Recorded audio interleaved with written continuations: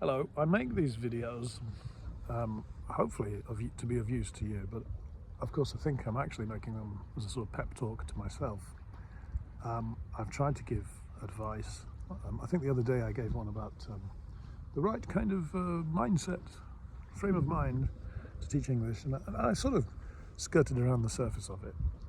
But one of the big things I think, and I see this theme throughout my life, and maybe you're the same, and that is, it's sort of is it independence or independent spirit, or more not wishing to go along with the rest of the group, or trying to go with the group but never quite fitting in. And maybe that's a lot of us foreigners in Japan or any country. We have tried to go along but didn't quite fit in, or actually didn't want to go along. I think that's why I became a newspaper reporter. I guess I wanted to be a writer. I wanted to stand outside of society and criticise on what's going on in the middle, or not so much wanted to, it's just that's how I found I was in a comfortable, relatively comfortable position. And there are various threads throughout my life where I've taken the choice, I've taken I don't know if it's the path less, whatever the Robert Frost poem is, the path less trodden, less whatever, I don't know. I don't want to be so arrogant to say that, but when I have tried to join the mainstream, and I've been allowed to, it's not like I've been banished from it. I just haven't felt comfortable. And even right from when I was how old was I? 14 and 13, and you can be a prefect of your school as an English, like you're an enforcer for the authorities. You have to wear a little badge, and then you get some kind of pat on the head from the teachers in exchange for basically bullying the lower orders of the school. Very British. And I refused. I said, well, what? I was offered the position of being a prefect, which is only the top 10% or something of the school, or something. I don't know how it was presented.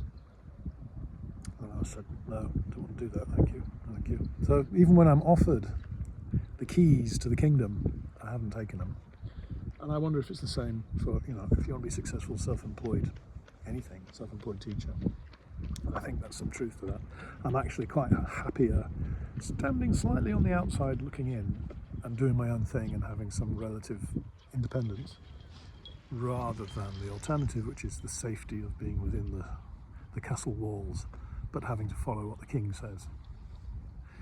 And, given current politics and the way things are, I think it's maybe a safer place to be. I don't want to be in the King's Court, not mentioning no names, but close to the madness of supreme power.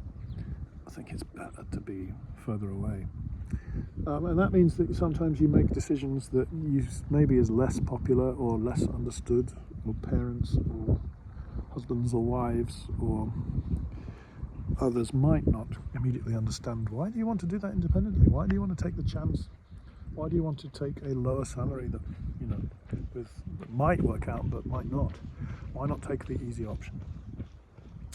Well, the easy option is not always the best option. In fact, the easy option often turns out to be the harder option. So I think I saw something by Jimmy Carr, who was talking about the nature of all self-help is the basic idea that you can summarize all self-help as take the long-term view, right? Most self-help is all about, don't have the sugar now, have the healthy stuff and be able to live longer. That's better than the sugar hit now. Don't take the high salary that requires you to kiss lots of ass, because you'll have the taste of ass in your mouth. Why not take the lower salary and build up over time? Terrible imagery. But anyway, and I think that's true. So another advantage, which I never got around to saying, of teaching English, is you don't have to let it dominate your life, which seems funny coming from me, since even on my bicycle breaks, I sit making videos about this.